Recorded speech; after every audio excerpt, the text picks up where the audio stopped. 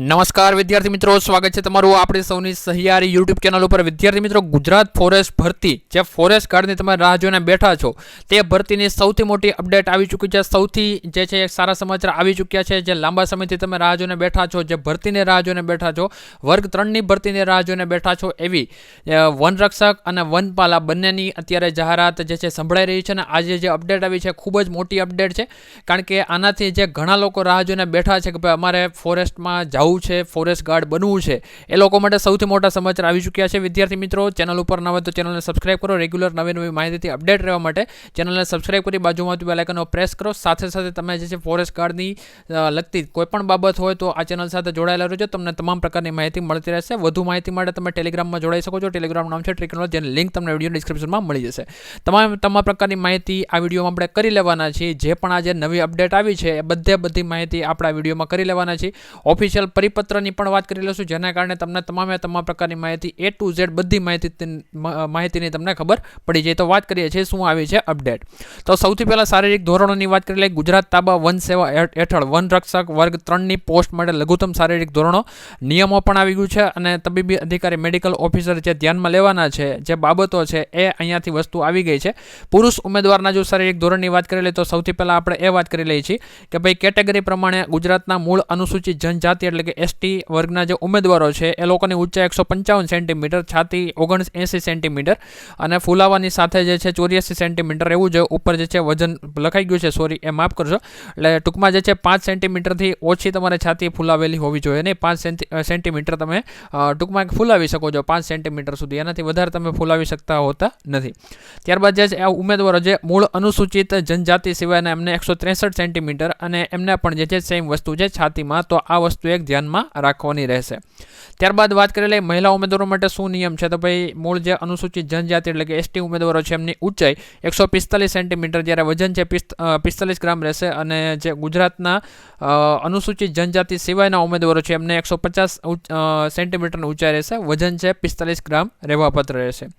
ત્યારબાદ આવે છે આપણે વાત કરીએ કે ભાઈ નીચે મુજબની કોઈપણ શારીરિક ખામી ધરાવતા ઉમેદવારોને શારીરિક રીતે યોગ્ય ગણવામાં આવશે નહીં, એટલે કે કઈ વસ્તુ, તો ભાઈ ઢીંચણ ઘસાવત, ત્યારબાદ આવે છે કબૂતર જેવી છાતી એટલે કે પિજિયન ચેસ્ટ, ત્યારબાદ આવે છે ત્રાંસી આંખ, સપાટ પગ છે, વેરિકોઝ વેઇન્સ છે, નસો ફૂલી જવી, ત્યારબાદ વાંકા અંગૂઠા અથવા તો આંગળીઓ, ભાંગેલું અંગ છે, ત્યારબાદ સડેલા દાંત છે, રંગ અંધત્વ છે, ચેપી અથવા ચામડીના રોગ છે।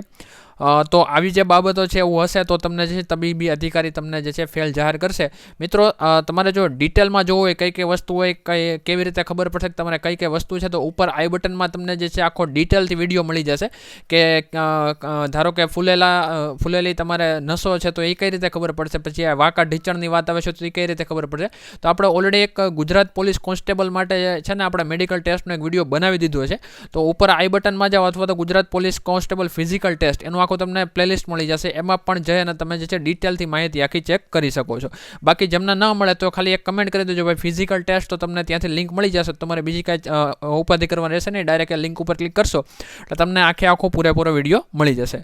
હવે આગળ વાત કરીએ છીએ શારીરિક ક્ષમતા કસોટીનો નિયમ આપણે આપી દીધો છે, તો આ રીતનું કંઈક રહેવાપાત્ર રહેવાનું છે। તો ક્રમ આપી દીધું, શારીરિક કસોટીની વિગત છે 1600 મીટરની દોડ પુરુષ ઉમેદવારોને 6 મિનિટ, માજી સૈનિકોને 6.5 મિનિટમાં પૂરું કરવાનું છે। ત્યારબાદ 800 મીટરની દોડ છે મહિલા ઉમેદવારોને 4 મિનિટ અને માજી સૈનિક મહિલા ઉમેદવારોને 4 મિનિટ અને 20 સેકન્ડમાં પૂરો કરવાનું છે। હાઈ જમ્પ એટલે કે ઊંચો કૂદકો પુરુષ ઉમેદવારોને 4 ફૂટ 3 ઇંચ, માજી સૈનિક પુરુષ ઉમેદવારોને 4 ફૂટ, મહિલા ઉમેદવારોને 3 ફૂટ અને માજી સૈનિક ઉમેદવારોને 2 ફૂટ 9 ઇંચ।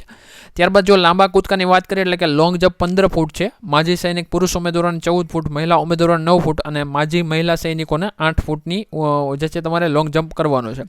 પુલ અપ હથેળી છાતી તરફ રાખીને પુરુષ ઉમેદવારોને છે 8 વખત, જે સામાન્ય પુરુષ ઉમેદવાર છે અને માજી સૈનિકોને બંનેને સરખું જ છે, રસા ખેંચમાં પણ બંનેને સરખું જ છે।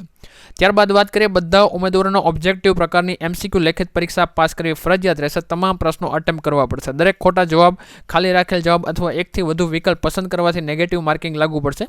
દરેક પ્રશ્નમાં નોટ અટેમ્પ્ટેડ એટલે પ્રયત્ન ન કર્યો હોય તેવા વિકલ્પ રહેશે, જો ઉમેદવાર આ વિકલ્પ પસંદ કરે તો નેગેટિવ માર્ક મળશે નહીં, જો કોઈ વિકલ્પ પસંદ ન કરવામાં આવે તો નેગેટિવ માર્ક લાગુ પડશે।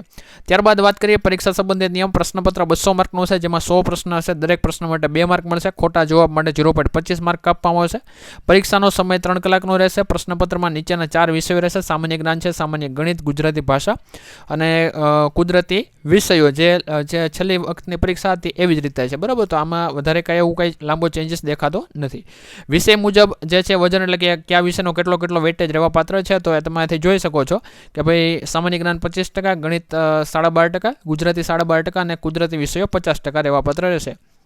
જે લોકોને ગુજરાતી કરવું છે એ લોકો માટે પણ ઓલરેડી આપણી ચેનલ ઉપર પ્લેલિસ્ટ અવેલેબલ છે. તમને એમાં જે કવિના નામ છે, જે કવિ છે, પછી કયા કવિ કયા ગામમાં જન્મા છે, તો લગભગ તમામ પ્રકારની બાબતો જે પરીક્ષા માટે ઇમ્પોર્ટન્ટ છે બધી જ કવર કરી દીધી છે. ખાલી તમે તમારા સમાસના જો ગુજરાતી તમારે કરવું હોય વ્યાકરણ, તો સમાસના આપણે અગાઉથી ઓલરેડી જે પ્રશ્ન પૂછાઈ ગયા છે, સમાસ છે, અલંકાર છે, તો આ બધા પ્રશ્નો તમને ઓલરેડી આપણા પ્લેલિસ્ટમાં મળી જશે. જો આનો વિડીયો જોતો હોય તો ગુજરાતી સાહિત્ય અથવા ગુજરાતી વ્યાકરણ એવું લખશો એટલે તમને ત્યાંથી લિંક પણ મળી જશે. સામાન્ય જ્ઞાનના પણ વિડીયોઝ છે, બરાબર. તો આ બધી જ વસ્તુ ઓલરેડી અવેલેબલ છે ને બિલકુલ ફ્રીમાં મળી જશે. ત્યારબાદ દરેક સાચા જવાબ માટે 2 માર્ક્સ આપવામાં આવશે. અભ્યાસક્રમના ધોરણ છે 12 ગુજરાત બોર્ડ મુજબનું રહેશે, એટલે GCRT કરી નાખશો તો ચાલશે.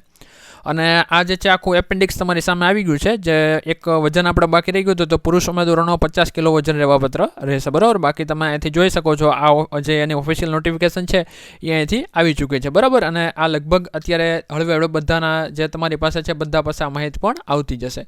તો વિડીયો પસંદ આવ્યો તો લાઇક કરી શેર કરજો. તમારા મિત્રો સાથે ખાસ શેર કરજો, કારણ કે ઘણા બધા લોકો લાંબા સમયથી ફોરેસ્ટ ગાર્ડની પરીક્ષાની રાહ જોઈને બેઠા છે.